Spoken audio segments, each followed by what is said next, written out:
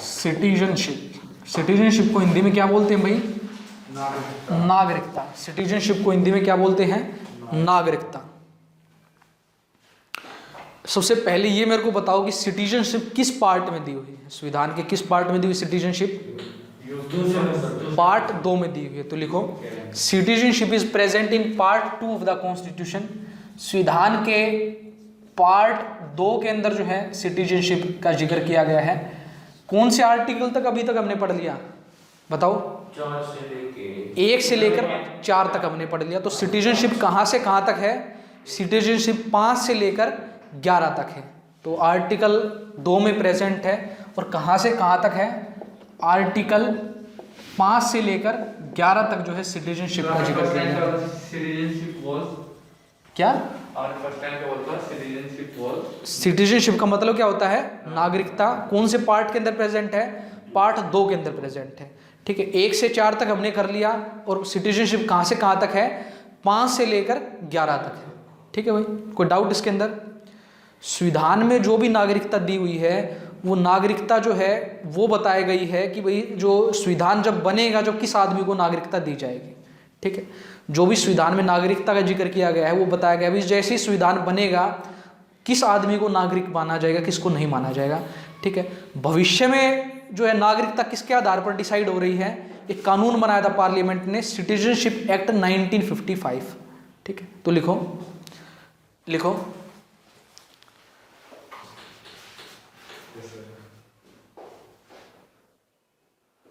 Constitution only define those citizen who will become, Constitution only define those people, लिख लो, Constitution only define those people who will become citizen of India on the commencement of Constitution। On the commencement of constitution. जब संविधान जो है जब बनेगा कौन citizen होगा, केवल यही बताता है हमारा संविधान।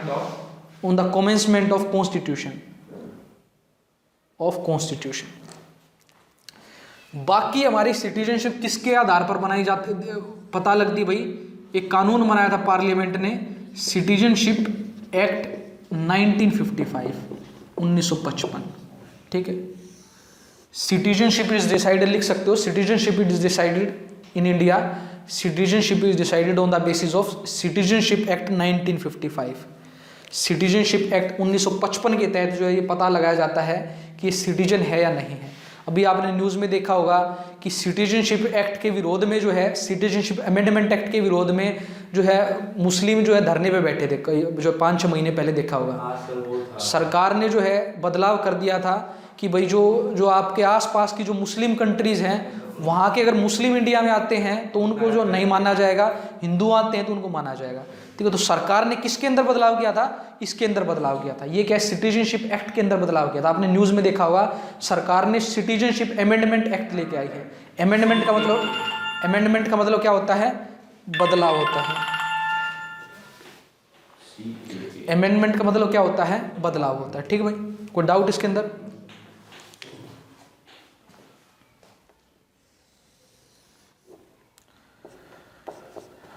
तो सिटीजनशिप एक्ट 1955 जो है हमको 2 कैटेगरीज ऑफ सिटीजन बताता है, किस किस को सिटीजनशिप दी जा सकती है और किस किस से जो है सिटीजनशिप वापस भी ली जा सकती है। ठीक है, तो देने के कितने तरीके हैं भाई? सिटीजनशिप को गेन करने के कितने तरीके हैं? गेन करने के जो हैं 5 तरीके हैं। और सिटीजनशिप को लूज करने के कितने तरीके हैं? गेन करने के कितने तरीके हैं भाई? 5 तरीके हैं। और लूज करने के कितने तरीके हैं? 3 तरीके हैं। गेन करने के 5 तरीके हैं और लूज करने के कितने तरीके हैं? 3 तरीके हैं। आपसे एग्जाम में पूछे भी कितनी तरीके से भारत के अंदर सिटीजनशिप ली जा सकती है? 5 तरीके से ली जा सकती है। और लूज कितने तरीके से की जा सकती है? 3 तरीके से की जा सकती है। तो 5 तरीके कौन कौन से हैं भाई? पहला तरीका है बाय बर्थ, अगर आपका जन्म भारत के अंदर हुआ है तो आप भारत के सिटीजन हो गए। दूसरा तरीका क्या है भाई? बाय डिसेंट, अगर आप भारतीय मूल के हैं, अगर आपके माँ बाप भारत के हैं तो आप भारत के सिटीजन हो सकते हैं। तीसरा तरीका क्या है भाई? बाय रजिस्ट्रेशन, आपने जो है इमेजिन करो, आपने किसी जो है भारतीय से विदेशी को जो है लड़की या लड़का है उसने भारतीय से शादी कर ली, तो रजिस्ट्रेशन के जरिए जो है वो भारत का सिटीजन हो सकता है। ठीक है। चौथा तरीका क्या है भाई? Bye naturalisation.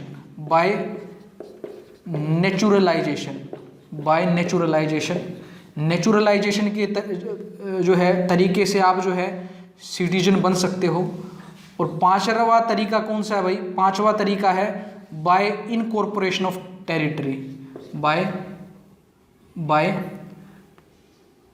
Incorporation of territory आप लिख सकते हैं, इनकॉर्पोरेशन की जगह by adding foreign territory.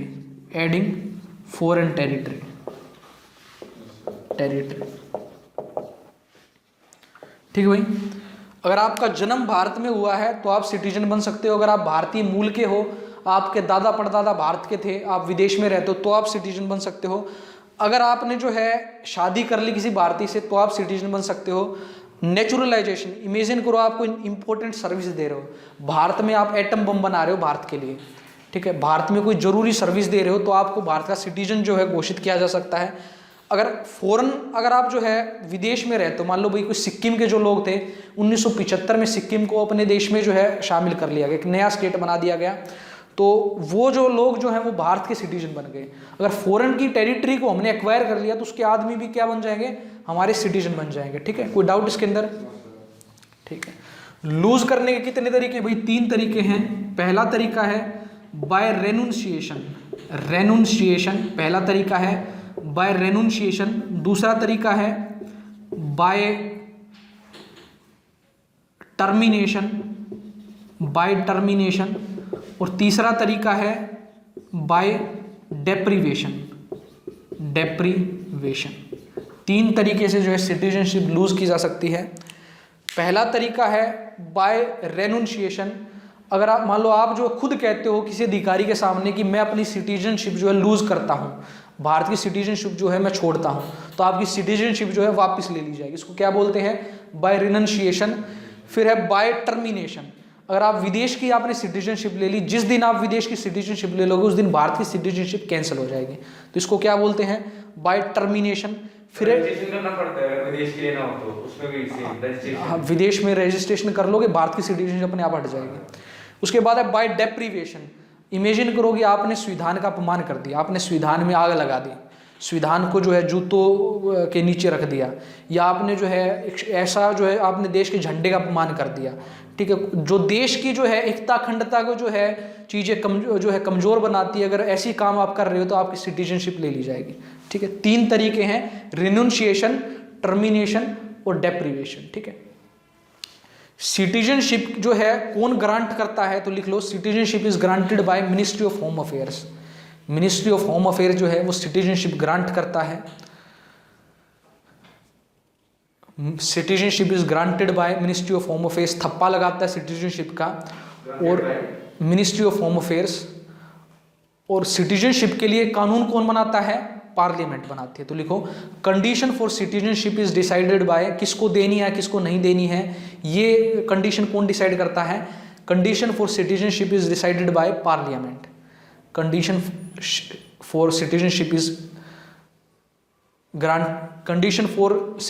Is decided by parliament. तो भी अगर मान लो आपको सिटीजनशिप लेनी है भारत की, तो किसके पास जाना पड़ेगा? मिनिस्ट्री ऑफ होम अफेयर्स के पास जाना पड़ेगा। और इससे रिलेटेड कानून कौन बनाती है? पार्लियामेंट बनाती है। ठीक है, कोई डाउट इसके अंदर? तो क्वेश्चन हम देखते हैं भाई सिटीजनशिप से। पहला क्वेश्चन है, provision for citizenship in Indian constitution became applicable in. Citizenship जो है भारत में कब एप्लीकेबल हो गई? सिटीजनशिप का प्रावधान 1950 में, 49 में, 51 में या 52 में? देखो, 2 चीज़ें मैंने बताई थी, 26 नवंबर 1949 और 26 जनवरी 1950। कुछ चीज़ें 1949 में ही जो है वो लागू हो गई थी। वो कौन कौन सी चीज़ें थी? सिटीजनशिप, इंटरिम पार्लियामेंट, इमरजेंसी, ठीक है, तो और इलेक्शन, ये सारी चीज़ें 1949 में ही जो है लागू हो गई थी। तो सिटीजनशिप कब लागू हुई थी? 1949 में लागू हुई थी। फिर है Indian citizenship is granted bye, भारतीय सिटीजनशिप को ग्रांट कौन करता है? बताओ। Ministry of home affair grant करती है। नेक्स्ट क्वेश्चन है which body decide the condition for getting the citizenship of India. Citizenship के लिए कंडीशन कौन डिसाइड करता है बताओ? पार्लियामेंट डिसाइड करती है। CHSL 2010 में पूछा गया है। नेक्स्ट हमारा क्वेश्चन है in how many ways Indian citizenship can be acquired. भारतीय नागरिकता कितने तरीकों से एक्वायर की जा सकती है बताओ? 5 तरीकों से एक्वायर की जा सकती है। और भारतीय नागरिकता कितने तरीकों से जो है वो ख़त्म की जा सकती है? 3 तरीकों से ख़त्म की जा सकती है। दोनों जो है सब इंस्पेक्टर 2015 और 2017 में आए हुए हैं। ठीक भाई, कोई डाउट इसके अंदर?